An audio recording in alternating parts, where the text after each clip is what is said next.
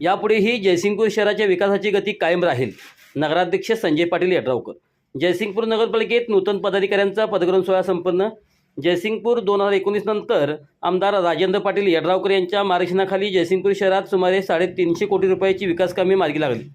ही विकासाची गती पुढेही काळात अशीच कायम राहील.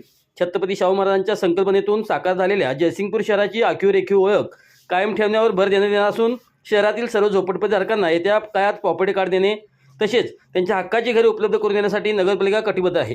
निवडणुकीत जनतेला दिलेल्या शब्दानुसार शहरातील सर्व रस्त्यांच्या कामांना येत्या 9 तारखेपासून सुरुवात होणार आहे.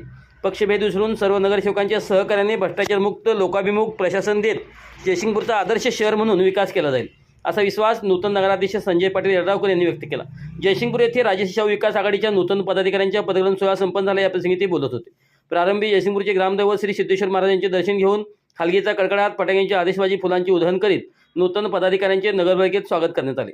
येथील सिद्धेश्वर हॉलमध्ये प्रारंभी छत्रपती शाहू महाराज व डॉक्टर बाबासाहेब आंबेडकर यांच्या प्रतिमेचे पूजन उपस्थित मान्यवरांच्या हस्ते करण्यात आले.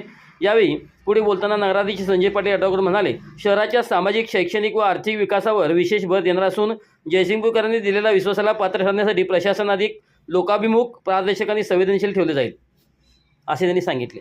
नगरपालिका शाळांची गुणवत्ता वाढवण्यासाठी एकत्रित मॉडेल व डिजिटल शाळा उभारण्याचा मानस व्यक्त करत विद्यार्थ्यांना आधुनिक शिक्षण सुविधा, संगणक, डिजिटल साहित्य व इंग्रजीचे मूलभूत शिक्षण देण्यावर भर दिला जाणार असल्याचे त्यांनी सांगितले. यामुळे सर्वसामान्य गरीब कुटुंबातील विद्यार्थ्यांनाही खाजगी शाळांच्या तोडीचे शिक्षण मिळेल, असा विश्वास त्यांनी व्यक्त केला. आरोग्य क्षेत्रात उभारण्यात येत असलेल्या मोठ्या क्षमतेच्या रुग्णालयामुळे जयसिंगपूर शहरासह परिसरातील ग्रामीण भागाला लाभ होणार असून त्यामुळे रोजगार निर्मिती, व्यावसायिक संधी या शहराच्या आर्थिकरणाला चालना मिळेल, असेही त्यांनी नमूद केले. महिलांच्या आर्थिक सबलीकरणासाठी प्रशिक्षण योजना, स्वयंरोजगार उपक्रम व स्थानिक उत्पादकांना बाजारपेठ उपलब्ध करून देण्याचे नियोजन असल्याचे सांगण्यात आले. शहराच्या विकासात पक्षभेद विसरून सर्व घटकांना सोबत घेऊन काम करण्याचा निर्धार नगराध्यक्ष संजय पाटील यड्रावकर यांनी व्यक्त केला. यावेळी बोलताना आमदार राजेंद्र पाटील यड्रावकर म्हणाले, जवळपास 9 वर्षांनंतर झालेल्या नगरपालिकेच्या निवडणुकांमध्ये राजर्षी शाहू विकास आघाडीने सर्व 21 जागांवर विजय मिळवत जनतेचा भक्कम विश्वास संपादन केला. नगराध्यक्षांना राज्यात 9व्या क्रमांकाचे मताधिक्य मिळाल्याने जयसिंगपूरच्या विकासाची जबाबदारी अधिक वाढली आहे. गेल्या 6 वर्षात जयसिंगपूर ही ब वर्ग दर्जाची नगरपालिका असूनही महानगरपालिकेच्या तोडीस तोड सुविधा नागरिकांना देण्याचा प्रामाणिक प्रयत्न करण्यात आला. पाणीपुरवठा योजना, अंडरग्राऊंड गटर व्यवस्था, दर्जेदार रस्ते, भव्य नगरपालिका इमारत, शाहू स्टेडियम अशा विविध सुविधा शहरात उभारण्यात आल्या आहेत. आचारसंहिता संपल्यानंतर येत्या 9 तारखेपासून शहरातील सर्व रस्त्यांच्या कामांना सुरुवात होणार असल्याची माहिती घोषणाही यावेळी करण्यात आली. बारामतीचा विकास मॉडेलचा उल्लेख करत जयसिंगपूरला बारामतीप्रमाणे सक्षम, आधुनिक व सुविधा संपन्न शहर बनवण्याचा मानस व्यक्त केला.